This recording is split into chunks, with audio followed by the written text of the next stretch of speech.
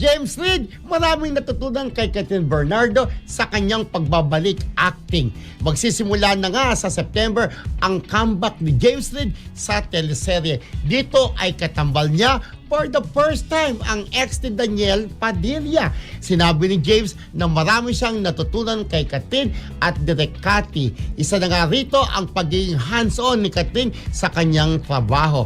Maging ang pagiging genuine ni Kat sa kanyang mga co-stars. Dito ay hinangaan niya din ang pagiging talentado at humble ng box office queen. Kung matatandaan mo kasi 'di ba medyo matagal-tagal din nawala si James Reid. Pero Yes. sabi nga niya, nawala man daw siya pero hindi naman totally nawala kasi nag-concentrate siya o nag-focus lang sa music niya. Yes. Kasi alam naman natin na first love niya yun kahit naman nung pumasok siya sa isang reality show noon.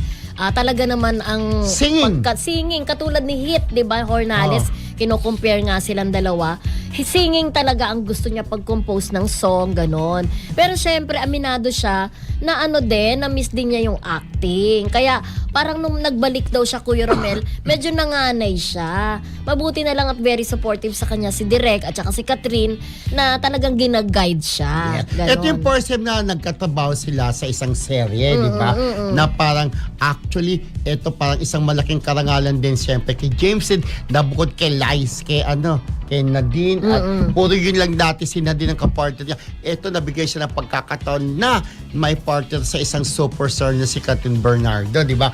So ayan nga, first time, tingnan natin kung kayo nang humusga kung may chemistry. Kasi sabi-sabi ng iba, walang chemistry. Yung iba naman, maraming nagsasabi na may chemistry, di ba? So once sa pinanood natin kanilang serye, doon natin malalaman kung talaga may chemistry, di ba? Pero ako naniniwala ako na kung pinagtambal sila ng kanilang network dahil may chemistry na nakita sa kanila. Correct, diba? oo. At saka syempre dati wala silang chance na ang very interesting dito at very exciting dahil alam naman natin nung araw galing sila sa mga top 3 love teams. Yes. Diba? Na malalaki talaga nung araw wala silang pagkakataon na magkapareha kasi kanya-kanya sila ng love team. Pero ngayon nagkaroon na ng chance kaya kakaiba naman tandem, di ba? Kasi Something new, di ba? Correct. Kasi di ba dati, pagka lang, Katniet, puro sila lang magka-partner. Liske. Jadine, sila lang. Liske, kaya nga umangal nga si Lisken. Sabi ni Lisken, ay ni Liza Soberano, ay Diyos ko, sa Kristo, dito lang ako, parang ito na lang yung kalab team ko, lagi akong napapartner dito, di ba? Pero sa that time naman, may right naman siyang pumili kung sino gusto maging partner niya. Dahil naman, sikat sa superstar sa that time, di ba? Kaya lang syempre naiintindihan naman natin na gusto niya rin may pareha sa iba. Yun ang sinasabi natin sa mga love team din, dapat din i-partner naman sa iba. Hindi lagi-lagi sila, di ba? Ito nga sila, di ba, hindi natin akalain na biglang aangal. Parang ito na lang ng ito. Sabi nga dati ni Ogie Diaz, nung time na meron pa silang hidwaan. Ngayon, okay na sila, di ba? Sabi nga, dapat binrot up mo yan na sana po may parehas naman ako sa iba. Kasi parang nakakahon siya kay Enrique Hill, di ba? Okay. Pero sumikat naman siya because naging ka-love team niya si Enrique. Nag-click yung tambalan nila. So, utang na loob pa rin niya sa love team nila ni Enrique. Di ba? Okay. Pero naintindihan din naman natin yung kanyang sentiments before ni Liza Soberano.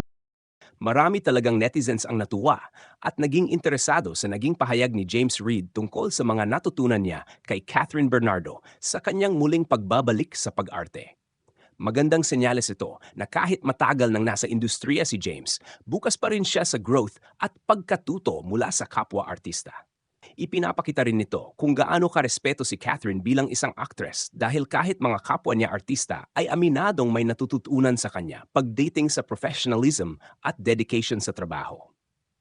Sa totoo lang, malaking bagay ang pagbabalik acting ni James dahil matagal din siyang mas nakilala sa music, negosyo at iba pang projects. Kaya natural lang na may pressure o adjustment sa kanyang pagbabalik sa harap ng kamera. Pero kung si Kathryn ang isa sa mga naging inspirasyon o naging dahilan para mas gumaan ang kanyang transition, magandang collaboration talaga iyon. Kilala si Kathryn sa pagiging hands-on sa kanyang roles, mahusay makisama sa set, at very natural umarte, kaya hindi nakapagtakang marami siyang naapektuhang positibo sa industriya. Isa rin sa magandang makita rito ay ang mutual respect nila bilang artists. Hindi lahat ng artista kayang umamin na may natutunan sila sa ibang tao, lalo na sa kapwa nila sikat na personalidad. Kaya nang sabihin ni James na marami siyang natutunan kay Catherine, mas lalong nakita ng fans ang pagiging humble niya. Para sa marami, senyales din ito na seryoso siyang pagandahin pa ang kanyang craft at hindi lang basta bumabalik para sa exposure. Bukod doon, nakakatuwa rin dahil mas lumalakas ang appreciation ng tao kay Catherine bilang isang versatile actress. Sa dami ng pinagdaanan niya sa showbiz at sa dami ng matagumpay niyang projects, kitang-kita na nagmamature na talaga siya bilang artista. Hindi lang fans ang humahanga sa kanya, kundi pati mga kasamahan niya mismo sa industriya. Marami ring umaasa na dahil sa magandang working relationship nila, baka mas marami pa silang proyekto na pagsamahan sa future. Aminin man o hindi, malakas ang chemistry nila on-screen at marami ang curious makita kung ano pa ang kaya nilang ipakita bilang tandem o bilang magka-partner sa isang proyekto. Sa kabuuan, positibong balita ito dahil ipinapakita nito na sa industriya ng entertainment, mahalaga pa rin ang respeto, teamwork at willingness matuto. Nakaka-inspire makita na kahit established na artista na si James Reid, handa pa rin siyang mag-grow. At si Catherine naman ay patuloy na nagiging inspirasyon hindi lang sa fans, kundi pati sa mga kapwa niya artista. Para sa akin, napakagandang balita nito dahil ipinapakita nito na may tunay na respeto at paghanga si James Reid kay Catherine Bernardo bilang isang artista. Hindi biro na umamin ang isang established actor na marami siyang natutunan sa kanyang co-star o kasamahan sa industriya.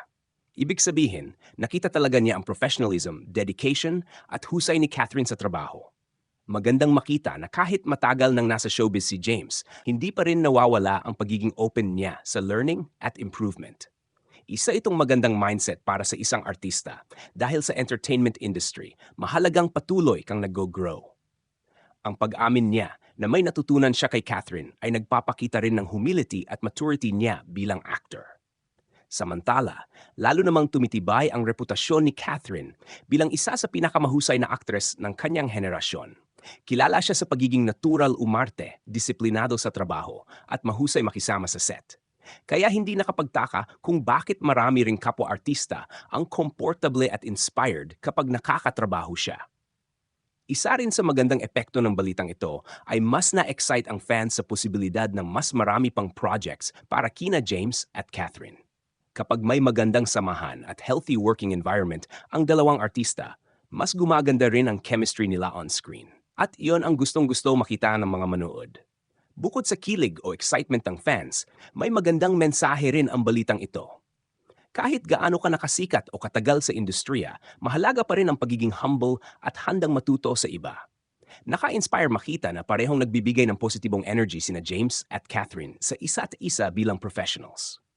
Sa kabuuan, positibo at refreshing ang ganitong klaseng balita dahil hindi ito tungkol sa intriga o kontrobersya, kundi tungkol sa growth, respeto at magandang samahan sa trabaho.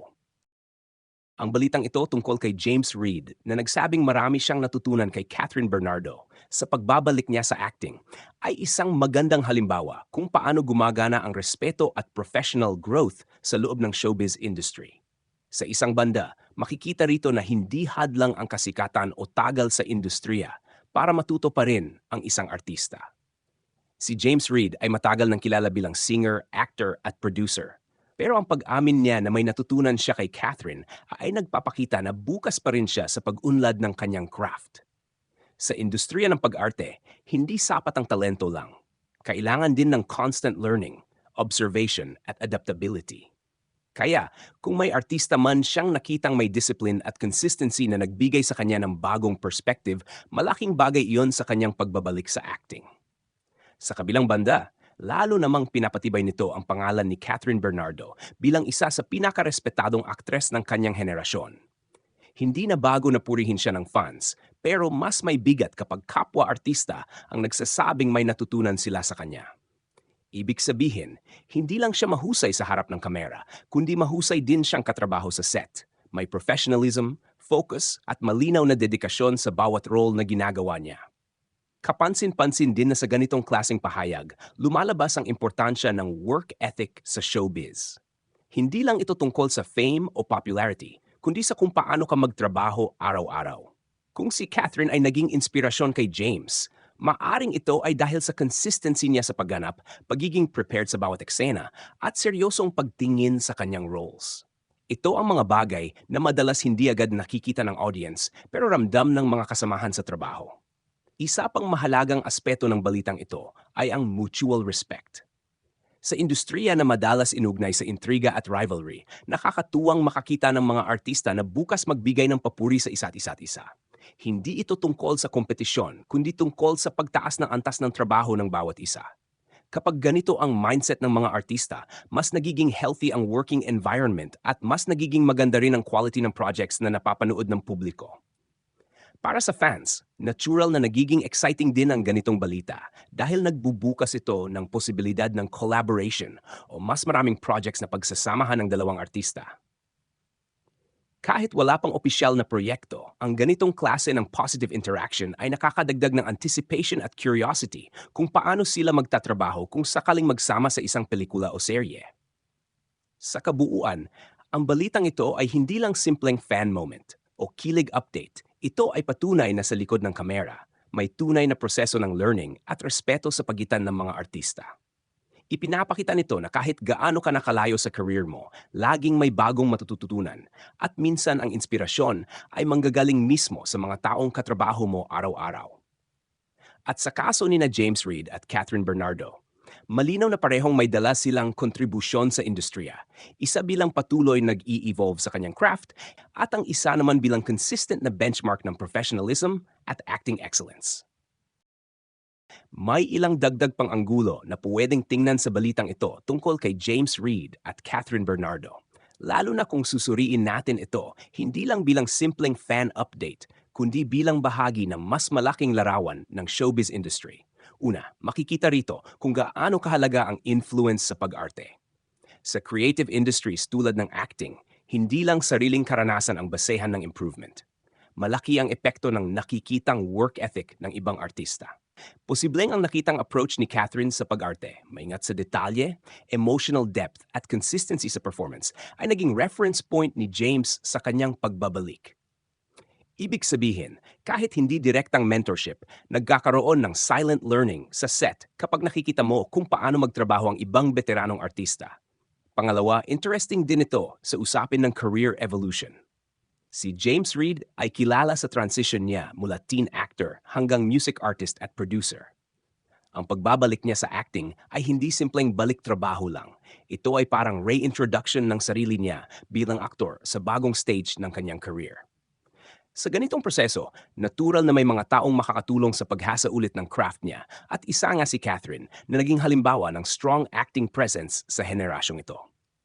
Pangatlo, nagpapakita rin ito ng pagbabago sa kultura ng showbiz ngayon. Noon, mas normal ang comparison at rivalry narratives. Pero ngayon, mas napapansin ang collaboration mindset, kung saan ang mga artista ay mas bukas magbigay ng credit sa isa't isa. Kapag may artista na publicly nagsasabing may natutunan siya sa kapwa niya, ibig sabihin nito ay mas healthy ang perception sa industry growth. Hindi kanya-kanyang laban, kundi collective improvement. Mahalaga rin ang epekto nito sa audience perception. Kapag naririnig ng fans na may respeto ang mga artista sa isa't isa, nagiging mas grounded ang expectations ng publiko. Hindi na lang ito tungkol sa love team o fame wars, kundi tungkol sa craftsmanship. Mas napapansin na rin ngayon ng audience ang acting quality, character depth at storytelling kaysa puro kilig o hype.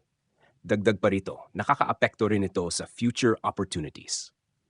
Kapag may mutual respect ang dalawang artista, mas nagiging bukas ang posibilidad ng collaboration sa projects na mas seryoso o mas malalim ang storytelling. Hindi lang ito tungkol sa on-screen chemistry, kundi sa trust bilang co-actors na kayang maghatakan pataas sa performance ng isa't isa. Sa huli, ang ganitong balita ay paalala na sa likod ng kamera. Ang tunay na competition sa acting ay hindi sa ibang artista, kundi sa sariling kakayahan kung paano ka mas magiging mahusay kaysa kahapon. At sa kaso ni James Reid at Catherine Bernardo, malinaw na ang narrative ay hindi rivalry kundi growth. Isang proseso ng patuloy na pag-unlad sa isang industriya na laging nagbabago.